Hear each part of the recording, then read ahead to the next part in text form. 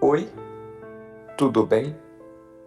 Começamos agora o Conversando Evangelho, o estudo semanal do Evangelho segundo o Espiritismo, tradução de Guilhom Ribeiro. O estudo de hoje é o número 15b, capítulo 5, Bem-aventurados os aflitos, itens 1 e 2, Bem-aventurança. Em nome da Casa Virtual Luz Espírita Caville, agradecemos a presença da Marli, da Maria Rita, do Ney, da Michele e do Josimar. Convidamos nossa amiga Maria Rita para fazer a prece inicial. Pai Celestial, nós te pedimos a tua assistência nesse momento, na condução dos trabalhos do Conversando o Evangelho desta noite. Pedimos também a assistência, dos espíritos da colônia espiritual Maria de Nazaré, para que nós possamos compreender cada vez mais os seus ensinamentos, para que possamos, Senhor, além de aprender, praticá-los no nosso dia a dia. Assim seja.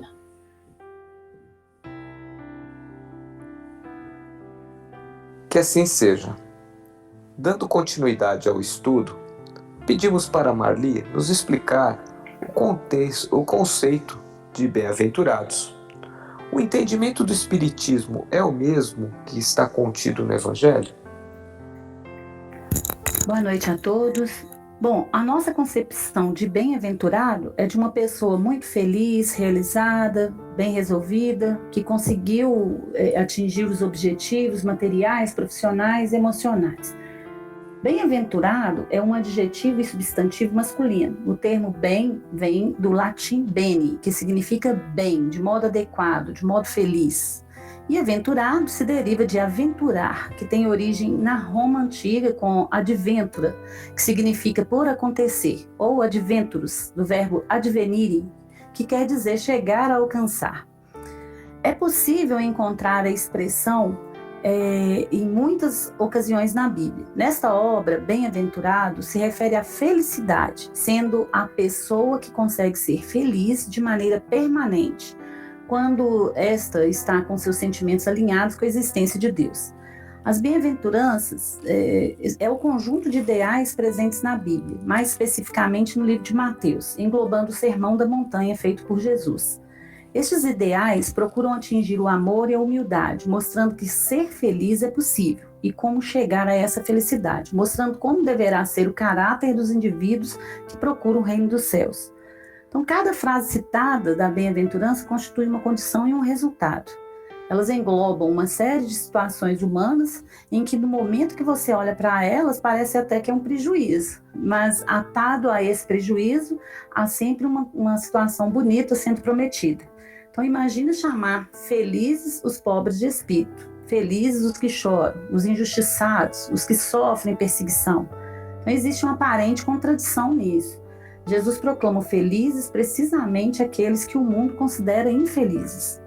Jesus ensinou o avesso daquilo que os homens pensavam. Essa contradição só pode ser superada e resolvida se a gente chegar ao final da frase e percebe que a última palavra está sempre conectada com a primeira. Então, bem-aventurado, vou citar um exemplo.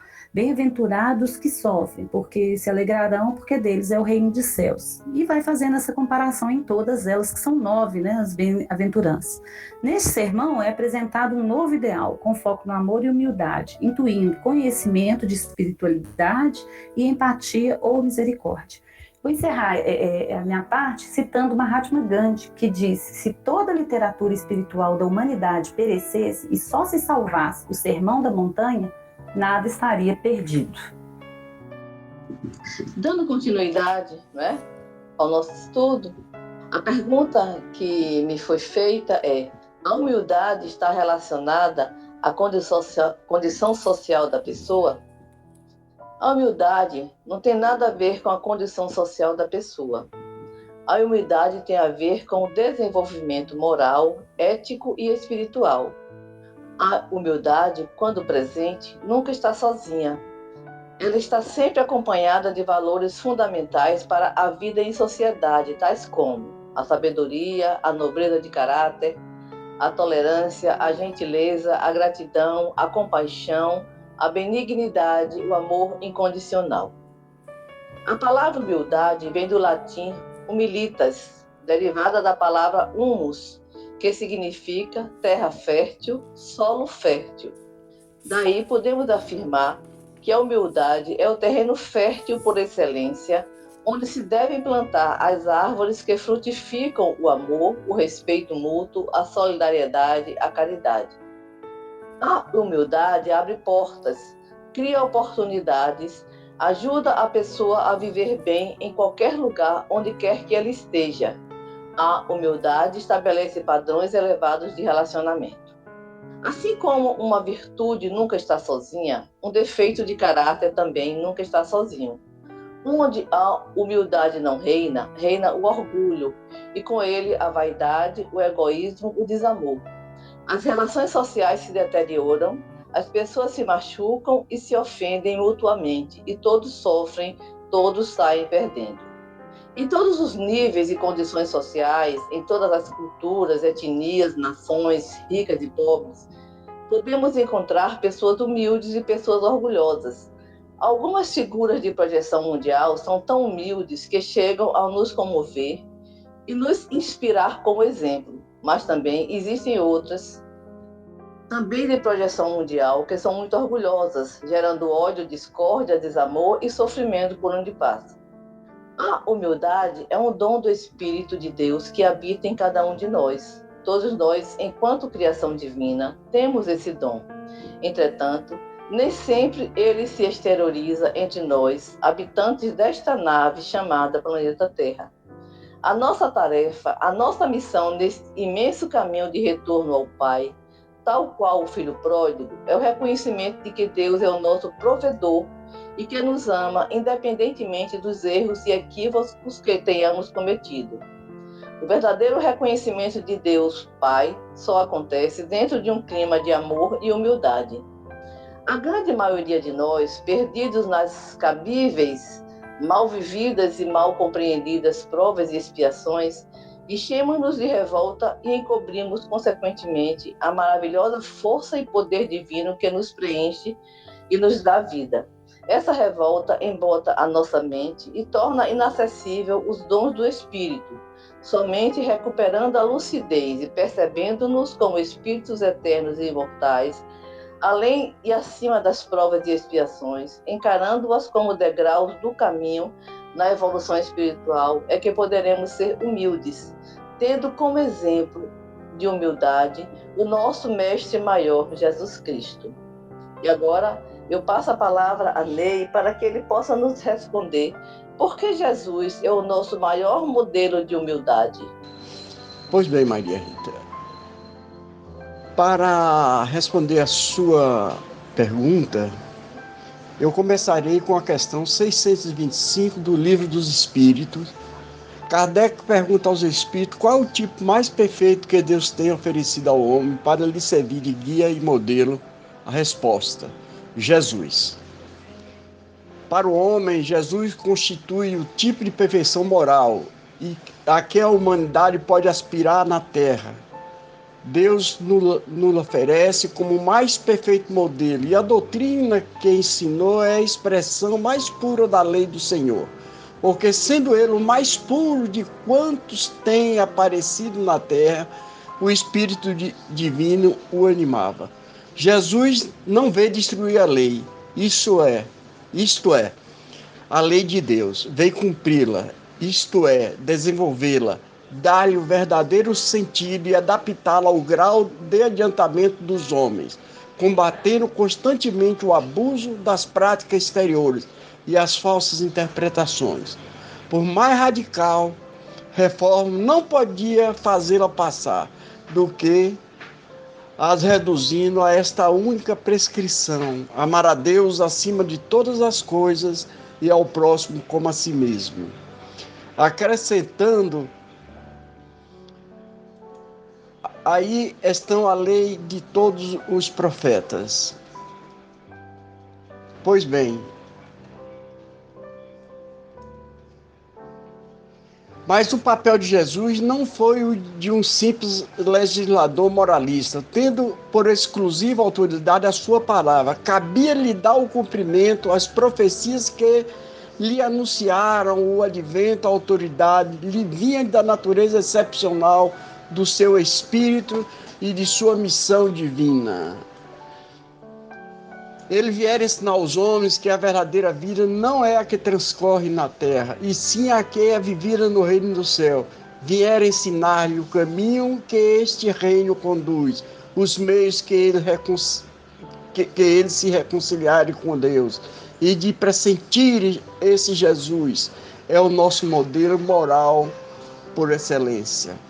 Destruído de todos os apetrechos míticos com que os séculos enfeitaram, ele reaparece à luz do Espiritismo, na sua grandeza de espírito puro, que veio à Terra para nos mostrar o caminho da evolução. Surge aos nossos olhos, não mais como Rei Salvador, segundo a pessoa de uma trindade racional, mas como um irmão mais adiantado, espírito perfeito, com o único título que aceitou na vida, o de mestre. E mestre é Jesus da humanidade. Ele é o pedagogo da nossa educação espiritual, professor das almas matriculadas nas escolas da terra. Ele representa o caminho, a verdade e a vida para o nosso progresso, meios na marcha das coisas por vir para a realização dos destinos humanos. Jesus tem por missão encaminhar a humanidade terrestre ao bem, disponibilizando condições para que o ser humano evolua em conhecimento e em moralidade, tendo por missão transmitir aos homens o pensamento de Deus. Somente a sua doutrina, em toda a pureza, pode exprimir esse pensamento. Por isso foi que ele disse: toda planta que meu Pai Celestial não plantou será arrancada. Aí eu passo para a Michele falar sobre a pergunta: por que não devemos acumular tesouro na terra? Boa noite. Essa pergunta parece simples, né, da gente responder, segundo a resposta que nós temos dos espíritos, e é muito simples realmente, porque os tesouros terrenos, eles são transitórios, tudo que temos na terra é emprestado para o nosso desenvolvimento e aprimoramento. Só que a gente não tem essa noção de que é só um empréstimo, a gente quer tudo pra gente de verdade, né? Nós ainda somos pequenos e egoístas, e a gente quer realmente a riqueza, quer a casa melhor, o carro melhor, o emprego melhor, a empresa que paga mais. Nós temos por hábito lamentar a pobreza, a falta do dinheiro, mas tanto a riqueza quanto a pobreza, elas podem ser bênçãos ou provas em nossas vidas, depende da forma como nós vamos empregá-las. O dinheiro em si, os bens materiais, eles são neutros, a gente não pode culpar o dinheiro pelas desgraças alheias, né, pelas nossas desgraças. É como culpar o dinheiro pela desgraça, é como culpar o carro por um motorista que dirige embriagado e atropela uma pessoa. Então, o dinheiro, ele não tem culpa, ele é neutro. E se a riqueza fosse ruim, Deus não a teria colocado na terra. O dinheiro, ele traz grande desenvolvimento para o nosso planeta, principalmente intelectual. É através do dinheiro que nós podemos investir na tecnologia, na ecologia, e nós temos grandes exemplos na atualidade de pessoas muito bem-sucedidas que ajudam os outros, fazem bom uso do dinheiro. Para mim, um grande exemplo disso é a Melinda Gates e o Bill Gates. Bill Gates formou um grande império, mas eles fazem tanta coisa para ajudar as pessoas. Eles ajudam tanta gente a se desenvolver na área da educação, da saúde, ajudam a matar a fome de tanta gente. Então a gente não pode encarar o dinheiro apenas como desgraça. Graças a algumas pessoas que fizeram fortuna, nós tivemos aí o desenvolvimento dos automóveis, das indústrias, a indústria da aviação e na própria educação. Os países que investem as suas riquezas em educação são países que têm o melhor índice de desenvolvimento humano.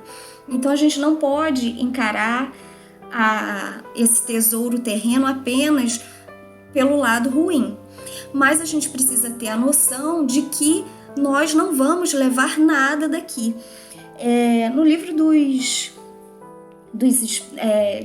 Evangelho segundo o Espiritismo, no capítulo 16, que traz como tema "Não se pode servir a Deus e a Mamon", os espíritos falam o seguinte: o homem só possui em plena propriedade aquilo que lhe é dado levar deste mundo.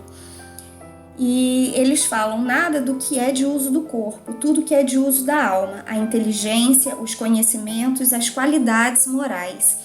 Então é só isso que a gente leva. A minha avó sempre dizia assim: não pode ser apegada a dinheiro, porque você morre e fica tudo para aí. Ninguém coloca nada dentro do caixão. E é verdade, a gente não leva mesmo.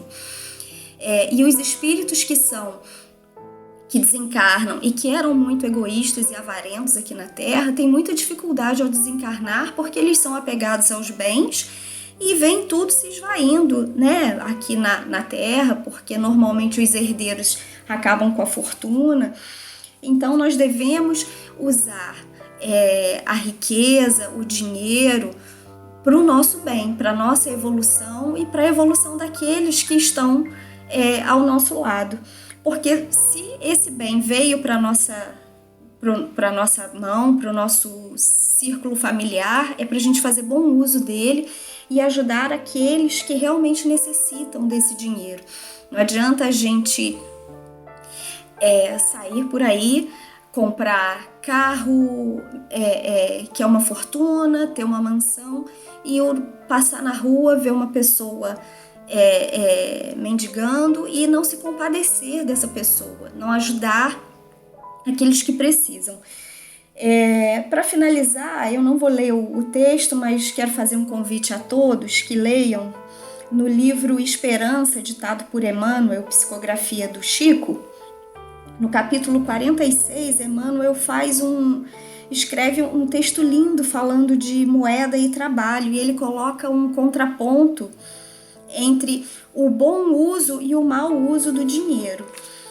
E uma partezinha ele fala o seguinte: a eterna sabedoria inspira educação ao cérebro do homem, e o homem ergue a escola, transfigurando o dinheiro em clarão espiritual que varre as trevas.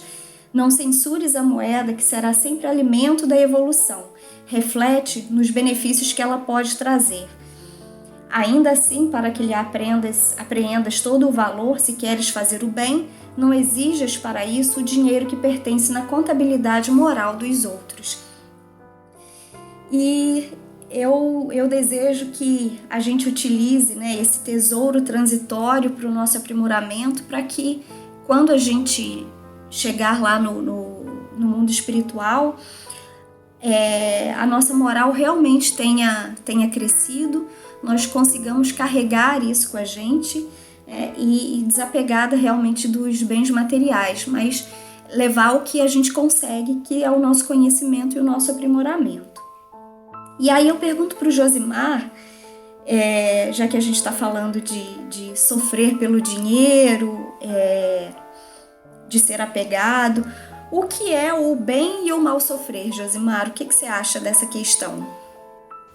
Boa noite, Michele, boa noite, meus irmãos.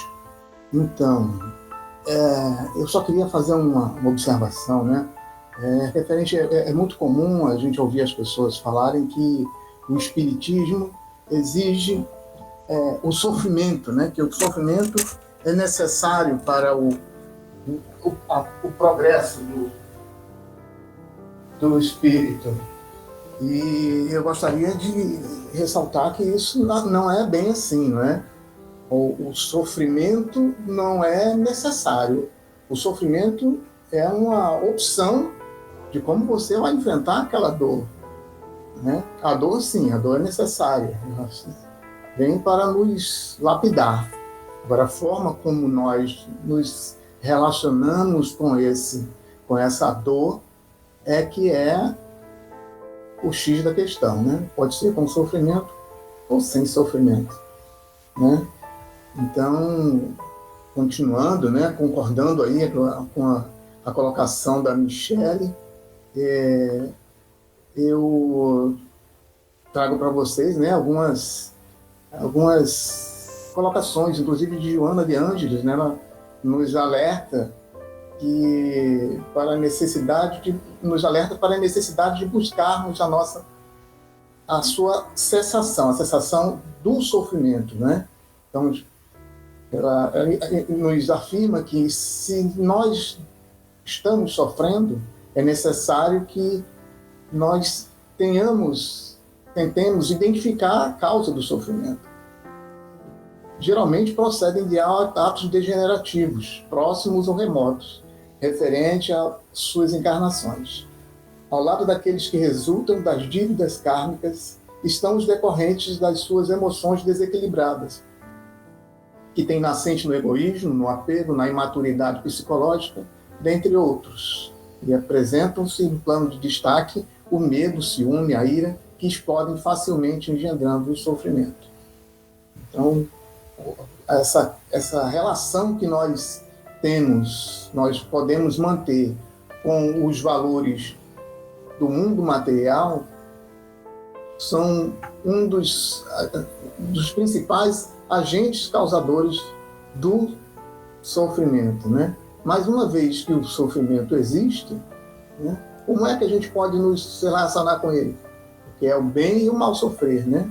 Allan Kardec, na questão 983, nos coloca algumas reflexões acerca das criaturas, né, os resultados obtidos quanto à felicidade e à infelicidade, né? Ele coloca lá: de ordinário, o homem só é infeliz pela importância que liga as coisas desse mundo. Fazem-lhe a infelicidade, a vaidade, a ambição e a cobiça desiludida. Se colocar fora do círculo acanhado da vida material, se elevar seus pensamentos para o infinito, que é seu destino, mesquinhas e pueris lhe parecerão as vicissitudes da humanidade, como são as tristezas da criança que se aflige pela perda de um brinquedo, que resumia a sua felicidade suprema. Aquele que só vê a felicidade na satisfação do orgulho e dos apetites grosseiros é infeliz, desde que não o possa satisfazer, ao passo que aquele que nada pede ao supérfluo é feliz com o que os outros consideram calamidades.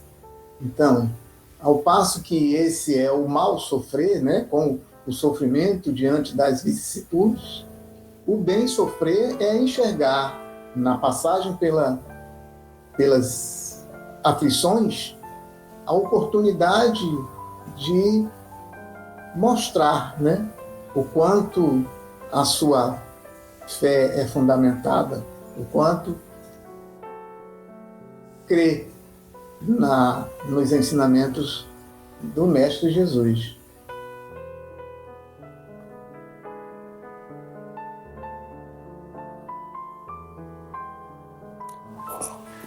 Obrigado, Josimar, por nos esclarecer e exemplificar o bem e o mal sofrer. Pedimos ao nosso amigo Ney para fazer a nossa prece de encerramento.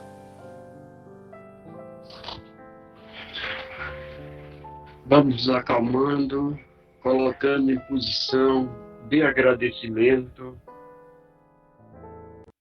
Querido Mestre Jesus, mais uma vez nos colocamos em Tuas mãos a nossa jornada, a nossa caminhada. Gratidão te damos pela oportunidade de reunir para mais esse estudo, para falarmos do Teu Evangelho. Senhor Jesus, ampara toda a coordenação desse trabalho, ampara todos os companheiros de jornada, pela dedicação, o amor que se dedicam à Tua tarefa, Senhor. Pai amado, ilumina, Pai, a humanidade, dá entendimento para que possam atravessar essa fase de dificuldade que o mundo está passando. Senhor Jesus, dai-nos um resto de semana abençoado a todos nós. Dai-nos livramento. Que o Senhor possa, Jesus, abrir nossos corações, as nossas mentes, e possamos receber, Pai, a amorosidade do Pai Celestial em nossas vidas. Gratidão te damos, Senhor Jesus. Gratidão. Que assim seja. Que assim seja. Tenham todos uma boa semana e até o próximo estudo. Fiquem com Deus.